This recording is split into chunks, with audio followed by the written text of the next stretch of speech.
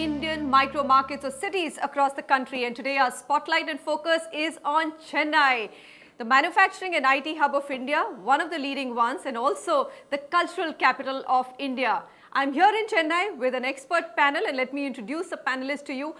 Of course, the focus is going to be to get to the opportunities in the real estate market of Chennai and tell you what the key trends are and how the future is looking. Has the sentiment revived? Has the consumer interest come back? And what are going to be some of the hotspots of Chennai's real estate market?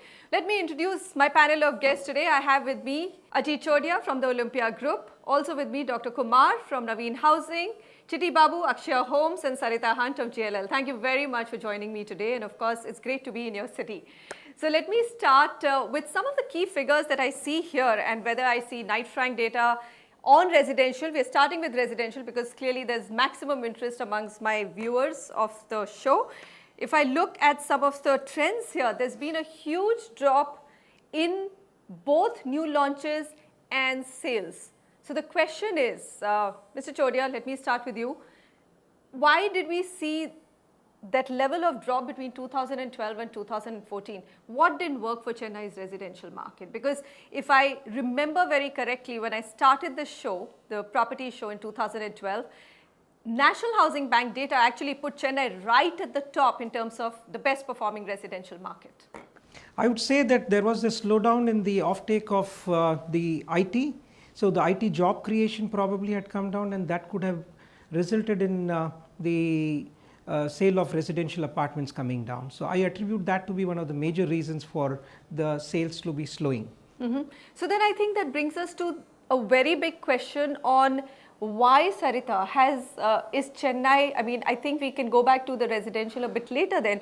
The larger question is, why is Chennai losing its sheen as an IT hub?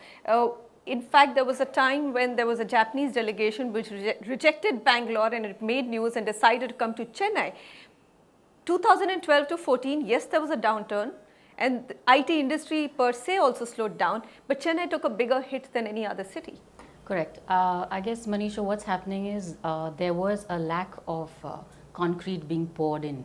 And what had happened is when there was a need, I think after the GFC, everybody has been very cautious about how much of planning and how much of space take up they need to do. Okay. So in that scenario, what they've been doing being very conservative. So where we've been a very, very conservative market of a 4 million absorption, in turn creating 40,000 jobs, we've seen in 2012 a little dip. But what's going to happen is in 2014, if you really take a look at the office space absorption, over the 6 cities, it's been 6 million in the first quarter. And for Chennai, if you really have to do a data analysis, it's been 26% over 2013. So I guess this year, you will see that entire oversupply being looked and lapped up by the consumer. So are you saying there was an oversupply in the IT space? I won't really, actually, my view is little different from Mr. Ajit's view. Why? Because the market of Chennai, of course, is conservative, but it is not driven by the IT. It is a contribution which definitely comes from IT is about 20 to 25%, but 80% of the market was driven by the industry. 80% of the market is driven by industry. So the rest of industry, see, which could be hardcore manufacturing, the best state in the southern states, this is because of the automobile sector, textile, the schooling, the college, education. It's a huge hub of various other activities, not only IT. IT, of course, contributes about 20% of the residential growth, but largely it has come from telecom, IT, textile, all the other industries. Last 3 years, I think this state has contributed consecutively 1 lakh job opportunities. Forget about IT. The jobs which has been created in the city on various other industries other than IT is about 1 lakh consecutively for 3 years. So then that should translate into housing demand. The main issue which has happened is the wait and watch approach has happened once the election is announced. See, we have seen a slump, a slow decision making is not happening only because, this is my personal view, we have seen this every time when there is an election which is announced in the central. We lose at least 9 months of focus because people always anticipate something going to happen better, something always wanted to happen better in the next budget. See, that makes quite a lot of difference in Chennai market. Dr. Kumar, do you agree with that? I would think that housing is such a state subject for sentiments to be, they have been depressed across all micro markets of India, all cities of India. You think Chennai was also affected very deeply by the uncertainty and the policy jam or log jam that we saw at the center for the last year or so? Yeah, I would think so. See, what happens, it coincided with the announcement of the elections. In fact, because of the policy paralysis which was seen in the last quite some time, and the election poses uncertainties. What's going to be the future? Everybody wanted a bright future, hoping for a bright future, but things could go even wrong. So the wait and watch approach, that kind of sentiment suddenly dawned upon the city. Okay. I could see that market difference at the time of announcement of the elections. So, yes. So are you saying that 2013 was worse off than 2012 because of the pre-election mood? One is the pre-election mode, and also see, you should notice one important thing. Approvals all go for a stagnation. I was coming to that. See, when you don't see... But approvals then is a state subject. No, when you don't see new launches happening, Manisha, then fresh stock is not coming in, then we are actually pushing the old stock. So the customer is actually not getting an opportunity to get the new launches which is coming in various locations, no? See, for 6 months, 9 months, no movements of approvals, no? Because of the announcement, then the code of conduct comes in place. So the major GOs are not getting passed. So no fresh stock is coming in. You are actually selling the old stock. Ajit Chodia, I hold on to that thought. I have a point of contention there. Is it because approvals were not coming, projects were not getting launched, or is it because sales were so slow that developers were not comfortable announcing new project launches? No, it's a combination. It's both the thing, chicken and the egg, which comes first. So I would say that the sales overall policy paralysis at the center has its own effect on the state. Right. I mean, on the consumers here, and there was, I would say, reasonably a policy paralysis even at the state level. So even here we didn't have a government which was so active or aggressively going everywhere. So it's a combination of the policy paralysis at the center, state, the regulatory hurdles which were being placed, new projects were not getting launched, and compounded by the slowdown, and we saw the market had bottomed just before the elections. So let's start then. All over again, the past is past, so the market is bottomed.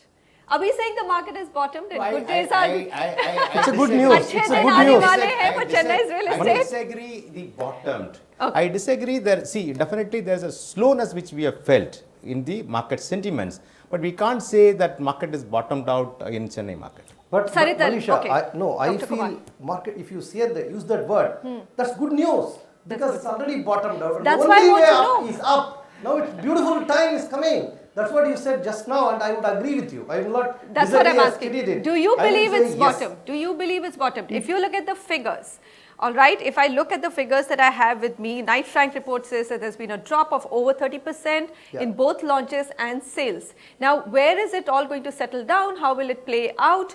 Do you think we are at the bottom? What's the sense as a developer do you get? Do you feel more positive? Yeah, I think we have hit the bottom already. Sarita, would you agree that they bottomed out? You're a data person, so let's first put office space in perspective, because that's what you track very closely, and residential tends to always follow. Correct. Isn't it? Do you think that we bottomed out on the office space? You mentioned some figures and you sounded very positive for the first 4-5 months of So what's really happening, if you really take a look at the stock of office space for Chennai, is 58 million. And I was just having a very casual chat with Ajit about, how developers need to look at what's going to happen in the next 2 years. We definitely need concrete to be poured, because your question was, is Chennai going to shine? It will shine if we have enough of office grade. And we don't have it. We don't because have. Nobody was launching in the last 2 years. Absolutely. 3 years. Absolutely. So 3 you have a years. 5% which is going to be added to the 58 million, and in 2015 you'll have just a mere 3%.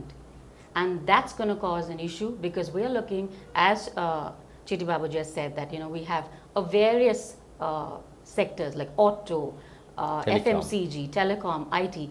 But IT is the main driver. And if we are not able to bring grade A supply into the city, that creation of maybe 20 or 30% which goes into sales for residential is going to be moving to another city. So I guess the need is How do we do that? Because the first thing is land becoming affordable. And that's the main ingredient for any built up.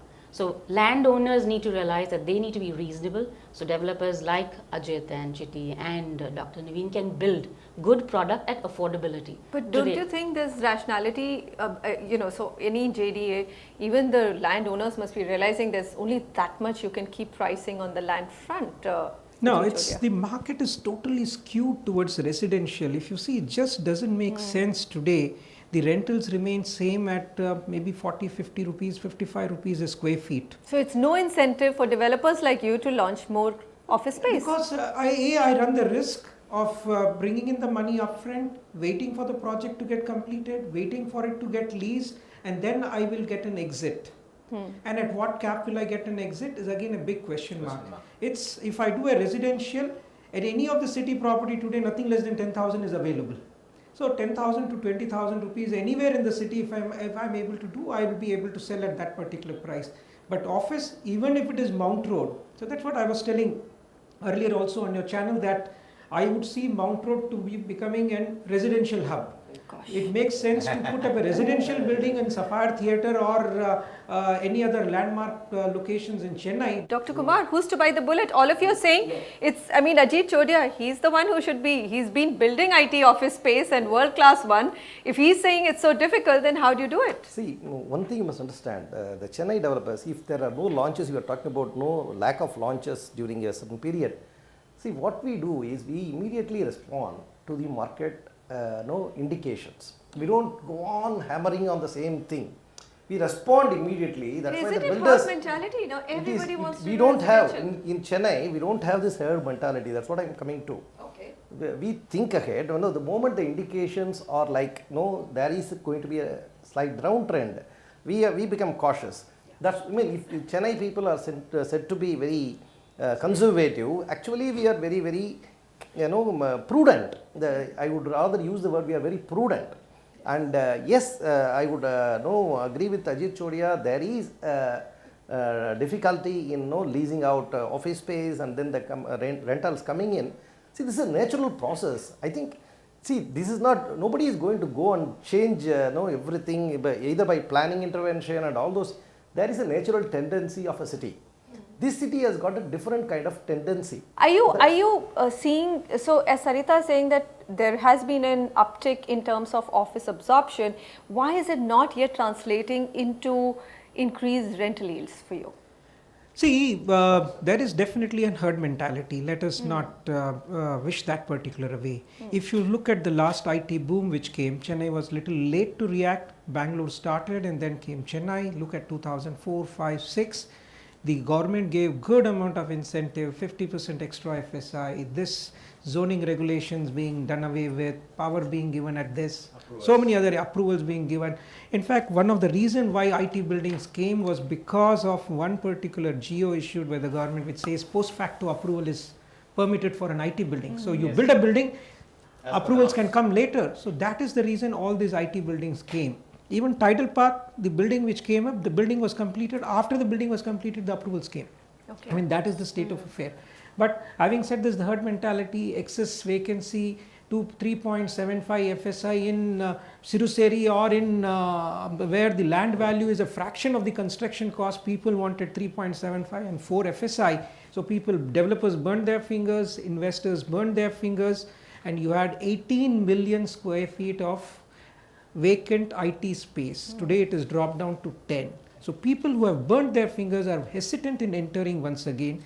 The rates are not going up, but one thing is good thing. See, the good amount of better places have all been observed. Fundamentally, a sound place will today even sell. We have Gindi. You have, I would say, Ambattur also is going to be fantastic. It is not going to be Right now very it's very difficult. shaky It is on bad infrastructure. because of the Very road not being there. Roads are improving, but Gindi is definitely, you have enough and more land available in Gindi, which government should encourage with welcome hands that come.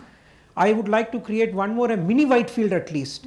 We have this Perungudi area. Perungudi area should be exploited by the government. Open whatever that kits, that knowledge IT was there, the land, few hundred acres earmarked by the government. Open it. Get developers once again to start do not shy away from getting developers. Developers are not a bad word. You just don't need an Infosys or a TCS to come and put up a campus. You will need for a company like Verizon or HP. They are not going to put up their own campus. You will need a developer to come. So you need to make affordable land parcels available even to developers. We're going to come back. You know, just the infrastructure, the amenities, civic amenities, it's important for creating good office space. And then office space means employment creation, and employment creation means housing demand. So we'll come back, we'll look at infrastructure, civic amenities in Chennai and why there's been so much pressure on it. Also hotspots of Chennai's residential market coming up on the other side. You're watching the Realty Debate on NDTV Prime. Stay with us.